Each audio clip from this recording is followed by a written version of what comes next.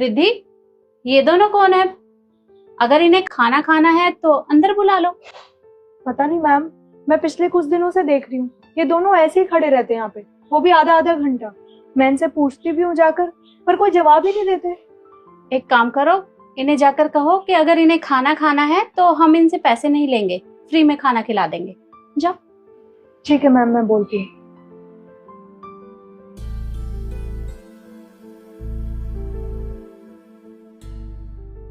देखिए, अगर आप दोनों को खाना खाना है तो आप अंदर बैठ सकते हैं। हमारी मैम ने बोला है कि वो आप दोनों को फ्री में खाना खिला देंगी।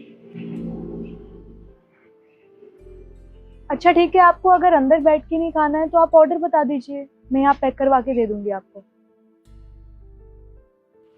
अरे सुनिए,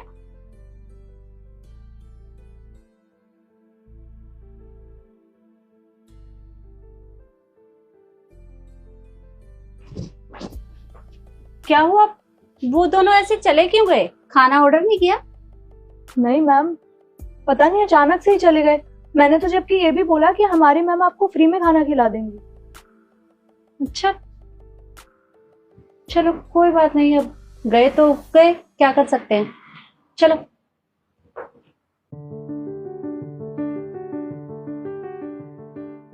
अच्छा ठीक है रिद्धि, एक काम करना, तुम संभाल लो, मैं अभी थोड़ी देर में आती हूँ। ठीक है मैम। अरे रिद्धि, ये दोनों तो फिर से आ गए। मैम आप रुकिए, मैंने इनको धमका के आती हूँ, परेशान कर दिया इतने दिन से। रुको, तुम जाओ और अपना काम करो, मैं इनसे बात करती हूँ। ठीक है मैम।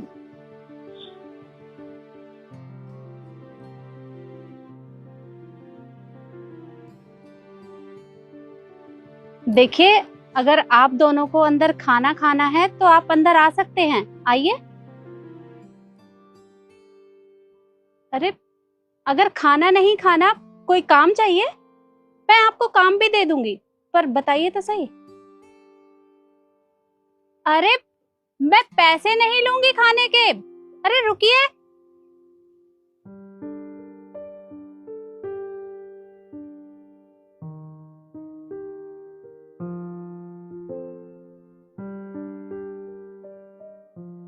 अरे शर्मा जी, आपका जब मन करे आप यहाँ पर आ सकते हैं, कोई दिक्कत नहीं है।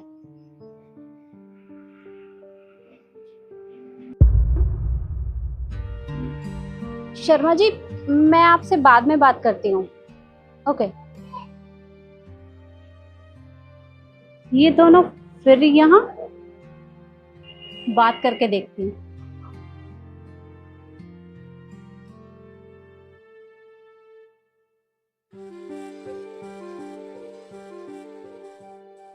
आप दोनों आज फिर यहाँ पर? अगर आपको खाना खाना है तो आप अंदर आइए, मैं आपसे पैसे नहीं लूंगी, आपको ऐसे ही खाना खिला दूंगी। आइए। नहीं नहीं बहन जी, आपने इसे अच्छे से बात की, हमको इतना ही बहुत है, हम चलते हैं। चल बेटा। रुको, अरे रुकिए। देखिए, कितने दिनों से हम आपको देख रहे हैं कि आप हर रोज हमारे रेस्टोरेंट के बाहर आते हैं और ऐसे ही बिना खाना खाए चले जाते हैं।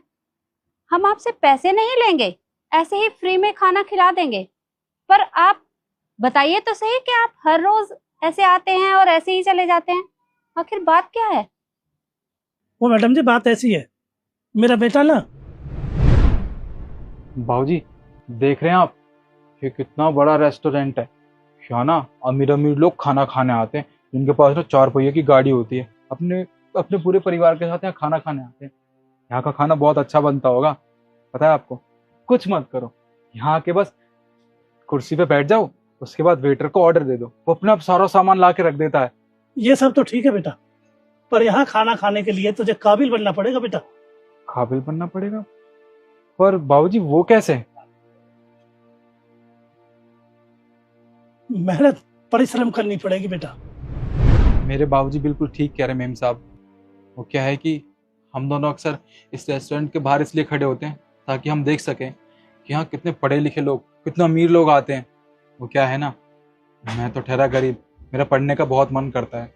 और एक दिन मैं यहाँ से जा रहा था तो मैंने देखा ये रेस्टोरेंट ना, इसमें बहुत सारे लोग बैठे हैं। मेरा भी मन किया कि मैं अंदर जाके बैठूं, पर फिर मेरे बाबूजी ने मुझे याद दिलाया कि यहाँ बहुत अमीर लोग आते हैं, हम गरीब लोग हैं ना, हमारे पास इतने पैसे नहीं है।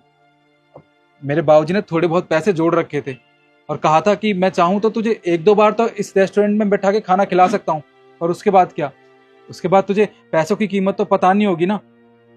तू अगर मेहनत करके पैसे कमाएगा तब जाके इस रेस्टोरेंट में बैठेगा ना, तब तुझे पैसे की असली कीमत पता चलेगी। बस मेम साहब, इसलिए हम यहाँ के बस लोगों को देखते हैं ताकि मैं भी कल इनके जैसा बन सकूं, इनके जैसा अमीर बन सकूं। बेटा, तुम्हारे पापा की सोच बहुत अच्छी है और हर माँ बाप यही सोचता है कि उसके बच्चे पढ़ लिख कर इतनी मेहनत करें कि वो अपने माँ बाप का नाम रोशन करें। और बस यही ख्वाब तो होता है माँ बाप का कि जिस बच्चे को वो पढ़ा लिखा कर इतना बड़ा करते हैं, जब वो उनका नाम रोशन करता है ना, तो माँ बाप को बहुत खुशी होती है। मैं इनकी भावनाओं को बहुत अच्छे से समझ सकती हूँ।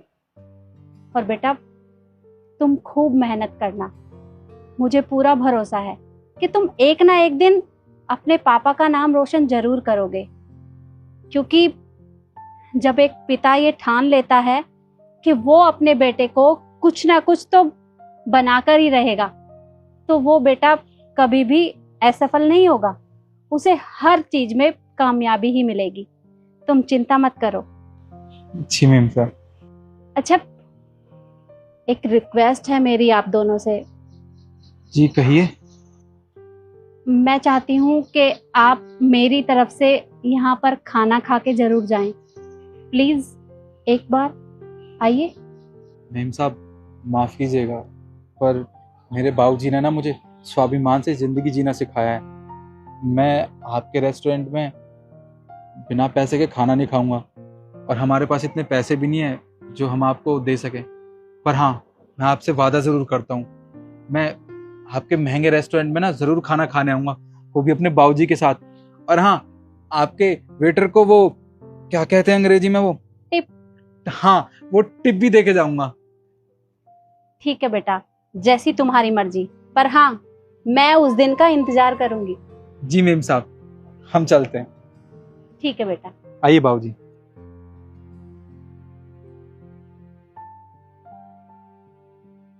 हे भगवान, मेरी आपसे बस इतनी ही विनती है कि इस बच्चे को सफल जरूर करना। ये जो भी बनना चाहे बस इसे बना देना।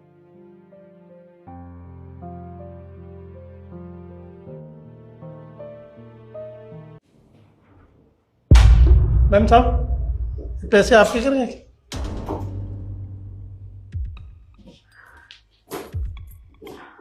हाँ अंकल, ये मेरे ही पैसे हैं।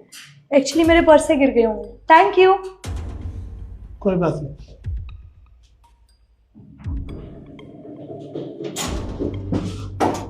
क्या बात है, नौकरी लगने से पहले ही लॉटरी लग गई।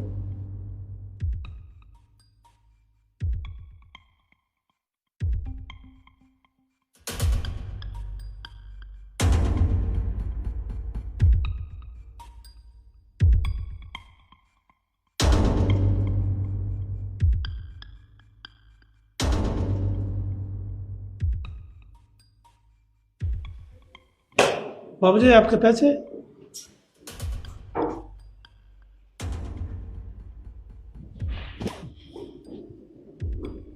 हाँ, मेरे ही पैसे हैं। And thank you so much कि आपने मुझे बताया कि मेरे पैसे गिर गए, वरना मेरा बहुत नुकसान हो जाता। कोई बात नहीं।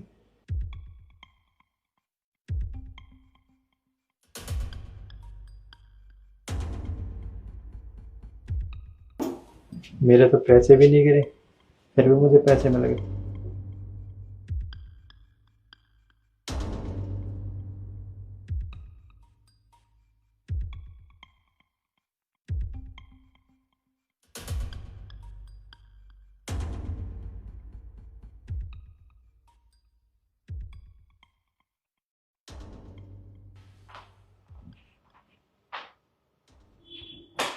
मैम साहब, ये आपके पैसे गिर गए? इतने सारे पैसे? नहीं काका, ये पैसे मेरे नहीं हैं। अरे तो मैडम जी, जब आपको पैसे मिले तो आप ही रख लो। नहीं नहीं काका, आप कैसी बातें कर रहे हैं? ये पैसे मैं कैसे रख सकती हूँ? ये पक्का ना किसी के गिर गए होंगे, और जिसके भी गिरे होंगे ना वो ढूंढता हुआ जरूर आएगा, बहुत परेशान होगा इन पैसों के लिए। तो आप ये उन्हें दे देना। अरे तो मैडम, मैं इतने सारे पैसे आप मेरे को क्यों दे रहे हो? नहीं नहीं, ये आप रख दो। नहीं नहीं काका, ये तो गलत हुआ ना। किसी के पैसे हम कैसे रख सकते हैं? आप ही रखिए, मैं चलती हूँ। ठीक है मैम साहब, जब आप कह रहे तो आएगा तो दे देंगे।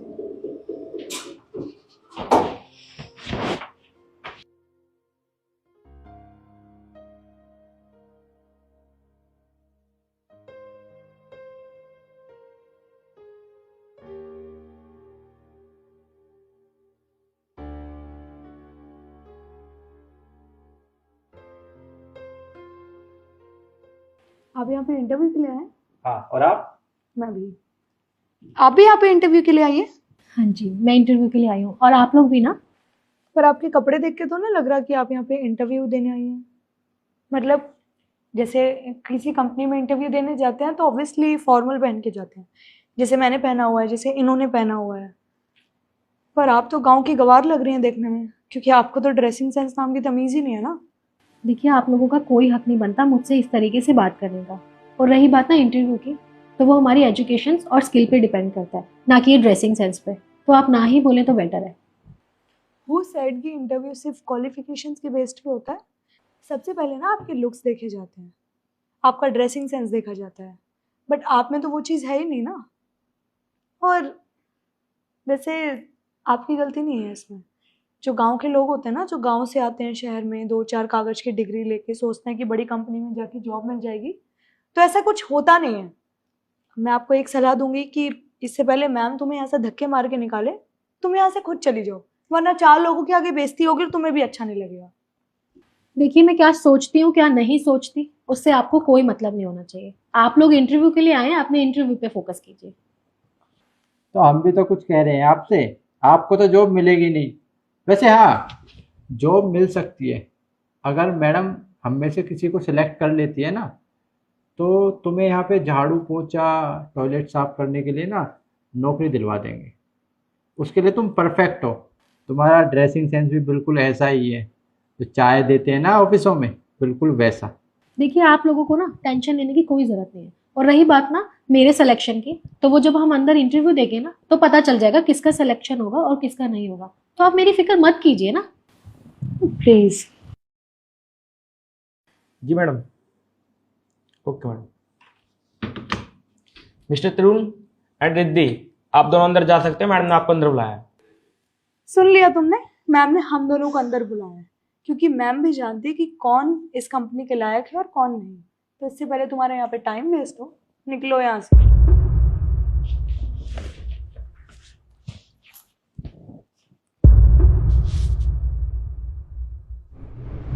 देखिए मैडम, आपकी कंपनी टॉप 5 कंपनीज में आती है और आपकी कंपनी का बहुत बड़ा नाम है। हमें काम करने को वैसा ही मिलेगा। आपकी कंपनी अच्छी है तो हमें काम करने के लिए अच्छे अच्छे ऑप्शन मिलेंगे, और हमें हर बार कुछ नया ट्राई करने को मिलेगा। और हम कोशिश करेंगे कि आपकी कंपनी को आगे भी लेकर जाएं, अच्छे से काम करें। बस इसलिए आपकी कंपनी में मैं इंटरव्यू देने के लिए आया हूँ, और इसलिए आपकी कंपनी ज्वाइन करना चाहता हूँ। मैम, इन्होंने बिल्कुल ठीक कहा है। आपकी कंपनी टॉप 5 कंपनीज में से आती है, और आपके साथ कौन नहीं काम करना चाहेगा। इतना जाना माना नाम है आपकी कंपनी का।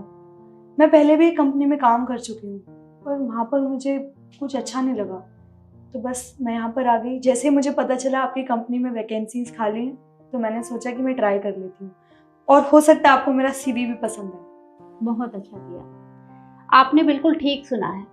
हमारी कंपनी टॉप 5 कंपनियों में से एक है, और वो ऐसे ही नहीं है, बहुत नाम है हमारी कंपनी का, और सब लोग चाहते हैं कि वो हमारी कंपनी के साथ जुड़ें, उसके साथ काम करें और ग्रो अप करें।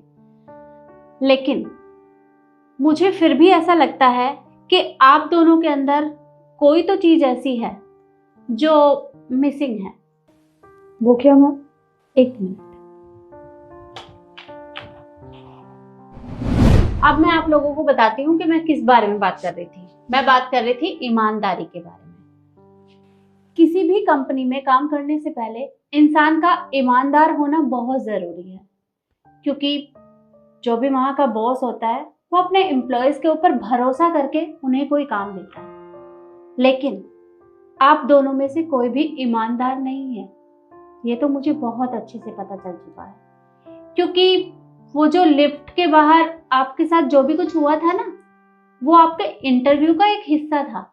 वो जो पैसे आपके सामने गिराए गए थे, वो सब करने के लिए मैंने ही बोला था। मुझे देखना था कि आप लोग कितने ईमानदार हैं, लेकिन आप तो लालची निकले। अरे अपने ही लालच के चक्कर में आके आप उसी के अंदर फंस गए।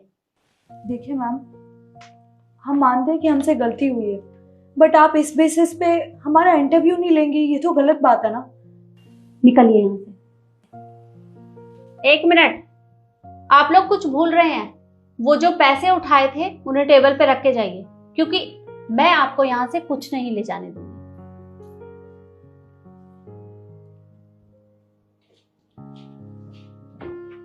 और हाँ, अगली बार कहीं भी इंटरव्यू देने के लिए जाओ तो सबसे पहले अपने आप को चेंज करो, क्योंकि अगर इसी तरह से लालची रहे तो कहीं भी काम नहीं मिलेगा। अब जाइए यहाँ से।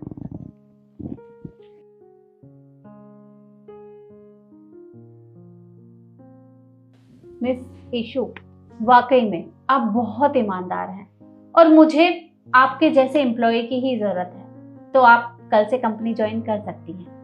Congratulation. Thank you so much ma'am, और आपने मुझे इस काबिल समझा। आप देखिएगा, मैं आपकी कंपनियों को बहुत ऊंचाइयों तक लेके जाऊंगी। आप जो मुझ पर भरोसा करती है ना, उस पर कामयाब निकलूंगी। बिल्कुल, और मैं भी तुमसे वादा करती हूँ कि तुम्हें आगे बढ़ने से कोई नहीं रोक पाएगा। ठीक है मैम, तो फिर सुबह मिलते हैं। Okay, thank you so much. Welcome. Nikhil, मैंने तुमसे कितनी बार बोला है, जब हम लोगों की लड़ाई हुई होती है तो तुम मेरे माँ बाप को बीच में क्यों लेके आते हो? यार तुम्हें कैसी बात कर रही हो? मैं तो सिर्फ मजाक कर रहा था। अच्छा ठीक है, आई एम सॉरी। बस मजाक कर रहे थे, और क्या माफी मांग रहे हो तुम मुझसे? तुम हर बार ना यही करते हो, हर लड़ाई के बीच में मेरे खानदान को ले आते हो, और सॉरी बोलने से सब कुछ ठीक नहीं हो जाता। अरे मेरा वो मतलब नहीं होता यार, मैं तो बस मूड को लाइट करने की कोशिश कर रहा था। और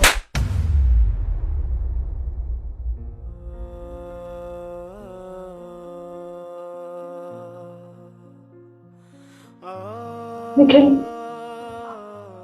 सॉरी। निखिल,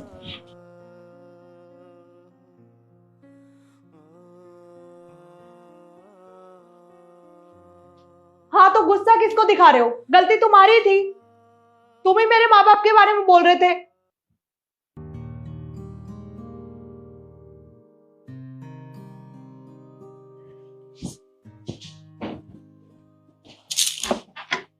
निखिल, ये सब क्या है? तुम बैग क्यों पैक कर रहे हो? रिद्धि, इतना कुछ होने के बाद तुम्हें क्या लगता है मैं इस घर में रुकूंगा? नहीं, अगर मैं इस घर में रुका ना तो मेरी नज़रों में मेरी कोई इज्जत नहीं रह जाएगी। तुम्हें अच्छे से पता है ना कि मेरी मजाक करने की आदत है। मैं बस छोटा सा मजाक कर रहा था, तुमने इतनी सी बात पे मुझ पे हाथ उठा दिया। पर तुम चिंता मत करो, मैं तुम्हें इस घर से जाने के लिए नहीं कह रहा। अगर इस घर से कोई जाएगा तो वो हूँ मैं, वो भी हमेशा हमेशा के लिए। निखिल, इतनी सी बात पे तुम घर छोड़ के जा रहे हो? किस रिश्ते में लड़ाई नहीं होती है तो इट डजंट मीन कि वाइफ या हस्बैंड घर छोड़ के चले जाए। एक बात बताओ तुम मुझे, जब एक आदमी एक औरत के ऊपर हाथ उठाता है तो पंचायतें बैठ जाती हैं, अरे पुलिस थाने हो जाते हैं, पूरा समाज इकट्ठा हो जाता है। किस लिए? क्योंकि आदमी ने एक औरत के ऊपर हाथ उठाया है, इसलिए। कोई बात नहीं, चलो मैंने ये बात मान ली। पर जब एक औरत आदमी के ऊपर हाथ उठाती है उसका क्या? तब तो किसी को कुछ नहीं पड़ी होती। तुम्हें पता है एक आदमी के ऊपर हाथ उठना कितनी बड़ी बात हो जाती है, पर तुम ये बात कभी नहीं समझोगी। और हाँ, एक बात और, तुम्हें पता है तुमने मेरे ऊपर हाथ क्यों उठाया? क्योंकि तुम्हारी नजरों में मेरी कोई इज्जत है ही नहीं। और मैं तो पागलों की तरह सिर्फ तुमसे प्यार करता रहा। हाथ उठाने को मैं भी उठा सकता था, पर मैंने नहीं उठाया, काफी चीजें सोच के। पर तुम इस बात को समझोगी कहाँ? एक औरत को क्या चाहिए होता है? यही ना कि उसका पति उससे प्यार करे, उसकी सारी ख्वाहिशें पूरी करे, जो कि मैं आज तक करता आया था। और आज तुमने मेरे ऊपर हाथ उठा के उन सब पे पानी फेर दिया। इतना कुछ होने के बावजूद रिद्धि, मैं तो इस घर में कम से कम नहीं रह सकता। तुम्हें इस घर में रहना है, रहो हमेशा हमेशा के लिए, क्योंकि ये घर वैसे भी तुम्हारा ही नाम है ना। तो अब मैं चलता हूँ यहाँ से। निखिल सुनो तो मेरी बात। ठीक है मुझसे हो गई गलती, अब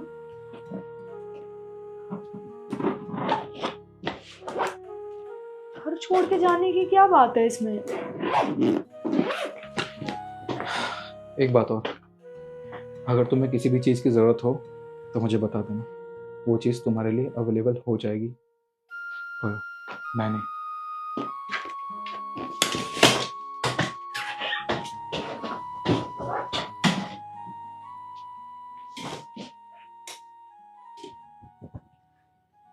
निखिल मैंने सॉरी बोला ना, हद होती है यार, इतनी सी बात पे तुम घर छोड़ के क्यों जा रहे हो? रिद्धि, तुम्हारे सॉरी बोलने से क्या हो जाएगा? जो कुछ अभी हम दोनों के बीच में हुआ है वो ठीक तो नहीं हो जाएगा ना? हाँ, तुमने मेरे ऊपर हाथ उठाया है, ये कोई छोटी बात नहीं है, बहुत बड़ी बात है मेरे लिए। तुम्हारे लिए इतना कुछ करने के बावजूद भी अगर मुझे ये सिला मिलता है तो फिर मेरा तो इस घर में रहना बेकार है ना। क्यों रहूं मैं ऐसे घर में? ये घर तो तुम्हारे नाम है। तुम्हें पता है, शादी से पहले मेरे दोस्त मुझसे खूब कहते थे कि जब तेरी शादी होगी ना तो अपनी बीवी को अंगूठे के नीचे दबा के रखना, उसे कंट्रोल में रखना। पर मैंने उनकी बिल्कुल नहीं सुनी। मैंने कहा कि वो जहाँ अपने घर पे रहती है वहाँ भी तो उसको पूरी फ्रीडम होगी ना शादी से पहले, तो शादी के बाद मैं उसकी फ्रीडम क्यों छीनूं? मैं ऐसा आदमी नहीं हूँ। मैं विश्वास रखता हूँ इस चीज़ में कि लड़का लड़की बराबर हैं, दोनों में कोई डिफरेंस नहीं है। पर मैं गलत था। और तुम्हें पता है मेरी माँ ने क्या कहा था कि ये घर ना तू अपनी बीवी के नाम मत कर, पर मैंने उनसे मना कर दिया।